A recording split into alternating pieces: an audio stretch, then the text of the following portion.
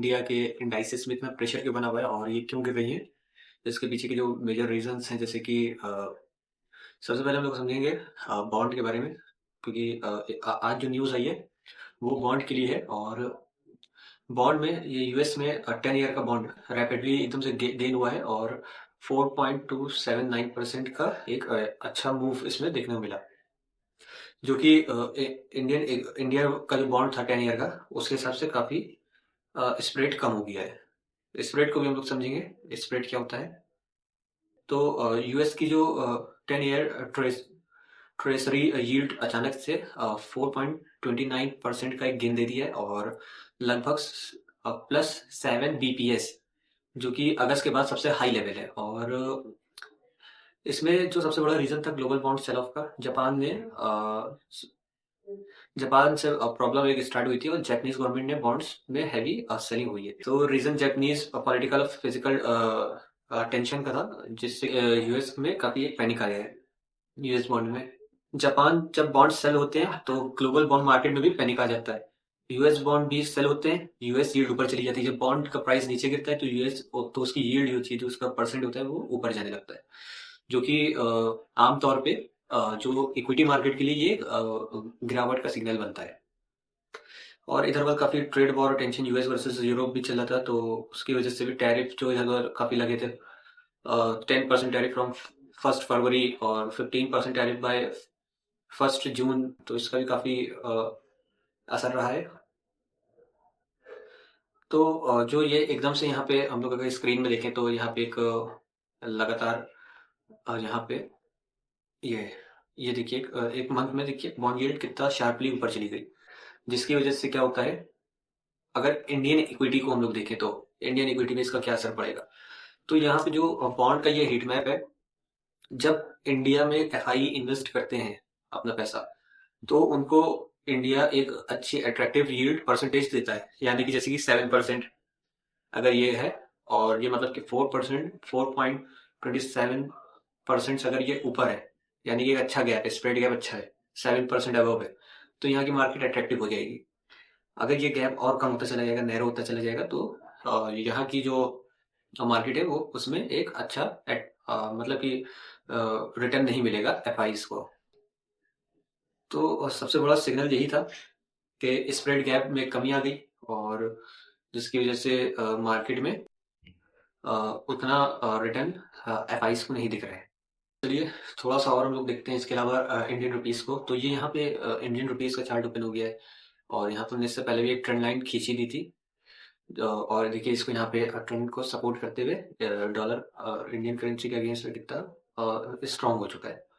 तो ये Indian currency इस टाइम पे 91.87%, 87 रुपीज़ में चल रहा है, जो कि इंडियन इक्विटी के लिए अच्छा सिग्नल नहीं है, क्योंकि जब भी करेंसी इस तरीके से वीक होती है तो आमतौर पे तो करेंसी का वीक अगर होना है तो इक्विटी मार्केट के लिए एक बुलिश सिग्नल होता है। लेकिन इस तरीके से जब जहाँ पे जियो पॉलिटिकल टेंशन भी बनी हुई है, तो इस तरीके से वीक होना मार्केट के लिए अच्छा नहीं है।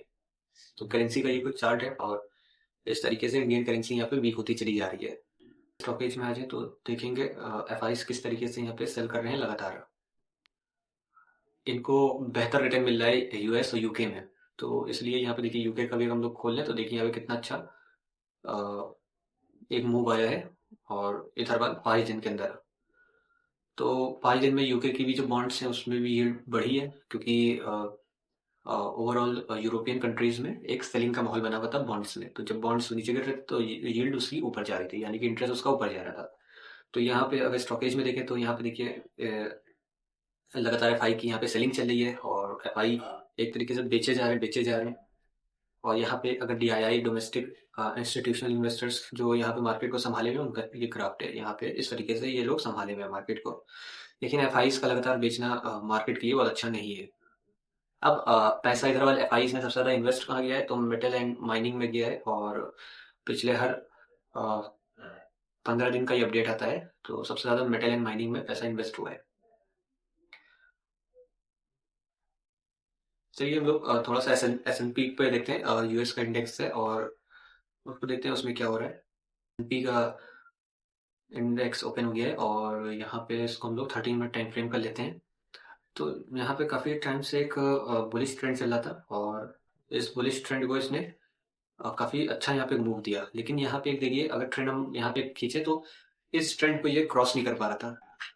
ये इस ट्रेंड को क्रॉस नहीं कर पा रहा था और इस ट्रेंड लाइन को ये रेसिस्टेंस बना के ऊपर पड़ रहा था। बार-बार यहाँ पे रेसिस्टेंस में आता था और नीचे गिरने लगता था। तो इसमें जो यहाँ पे गिरावट आ रही है S&P 500 में, इसका जो रीज़न है वो है बॉन्ड। जब वहां पे बॉन्ड गिरे हैं तो यील्ड ऊपर हुई है, तो इक्विटी मार्केट से पैसा निकाल के बॉन्ड में डाला गया है। तो इसलिए जो सबसे बड़ा रीजन है। और बाकी जियो पॉलिटिकल जो वहाँ पे टेंशन बनी हुई है वो तो अपने आप में एक रीजन है ही है। जो अभी बेसिकली यहाँ पे मेन रीजन है वो है बॉन्ड।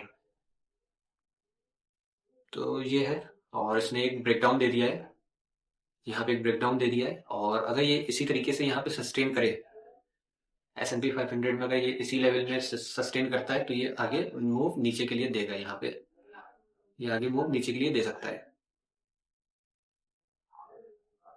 अगर ये यहाँ पे इस तरीके से सस्टेन करता है, यहाँ पे जैसे ट्रेंड लाइन हमने खींची है और ट्रेंड लाइन को इसने ब्रेक कर दिया है। और ब्रेक करने के बाद यहाँ पे अगर ये इस तरीके से कुछ सस्टेन करता है तो आगे यहाँ पे हम लोग को नीचे और फॉल दिखाई देगा जाने के लिए। क्योंकि ऊपर यहाँ पे एक रेसिस्टेंस काफी स्ट्रांग बना हुआ है और ग्लोबल वैसे भी काफी टेंशन बना हुआ है। और ये अपने हाई के पास था। अगर हम लोग डे टाइम फ्रेम कर लें तो ये अपने हाई पे है। तो एक करेक्शन आना कोई बहुत बड़ी बात नहीं है, छोटा सा ये प्रॉफिट बुकिंग भी हो सकता है।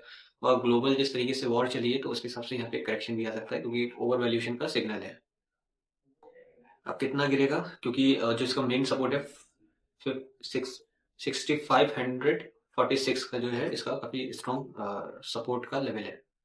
ये लेवल काफी स्ट्रॉन्ग है डे टाइम फ्रेम पे। और इसको अगर हम लोग टाइम फ्रेम थोड़ा कम कर लें तो कुछ इस तरीके से यहाँ पे चार्ट दिखाई देगा। कुछ इस तरीके से यहाँ पे चार्ट दिखाई देगा।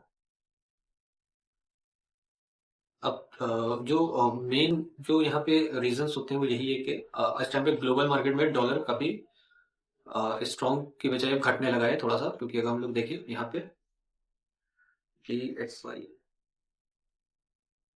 ये देखिए ये डॉलर का चार्ट ओपन हो गया है और डॉलर भी अपने एक यहाँ पे सपोर्ट एंड रेसिस्टेंस में चल रहा है।